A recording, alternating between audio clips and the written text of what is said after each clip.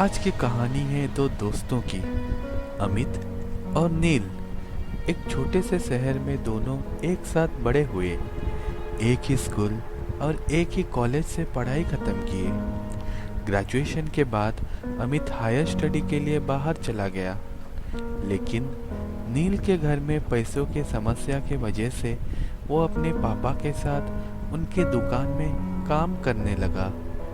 Higher study खत्म होते ही अमित एक बड़ी मल्टीनेशनल कंपनी ज्वाइन कर लिया। 15 साल बाद अमित को उस मल्टीनेशनल कंपनी में आज मैनेजर प्रमोशन मिला। वो बहुत खुश था और अपने आप पे बहुत गर्व महसूस कर रहा था। एक बार 7 दिन की छुट्टी में अमित अपने घर वापस आया।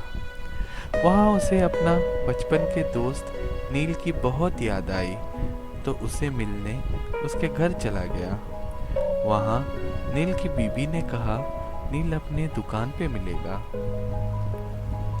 फाइनली दुकान पे अमित नील से मिला। नील भी अमित को इतने दिनों बाद देखकर खुश हो गया। दोनों ने बहुत सारे बातें किए।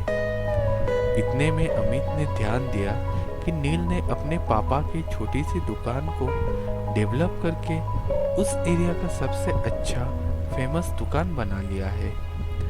उसने नील से कहा, यार नील, तुम्हारी दुकान तुम बहुत अच्छे से मेंटेन की है, लेकिन तुम्हें नहीं लगता कि तुम अपना समय और टैलेंट यहाँ दुकान में बर्बाद कर रहे हो? सोचो, अगर तुम मेरी तरह एक अच्छी कंपनी में काम कर रहे होते तो आज कहाँ होते? हो सकता है शायद तुम भी आज मैनेजर होते मेरी तरह।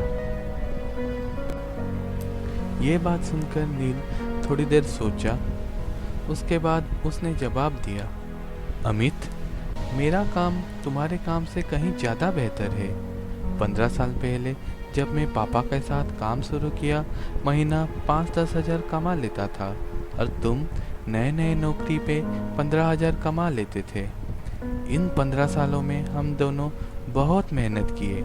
तुम मैनेजर बन गए और मैं ये बड़े दुकान की मालिक। आज तुम महीना का 80,000 कमाते हो और मैं महीना का 1 लाख कमाता हूँ। पर मैं इस बात के लिए अपने काम को तुम्हारे काम से बेहतर नहीं कहा।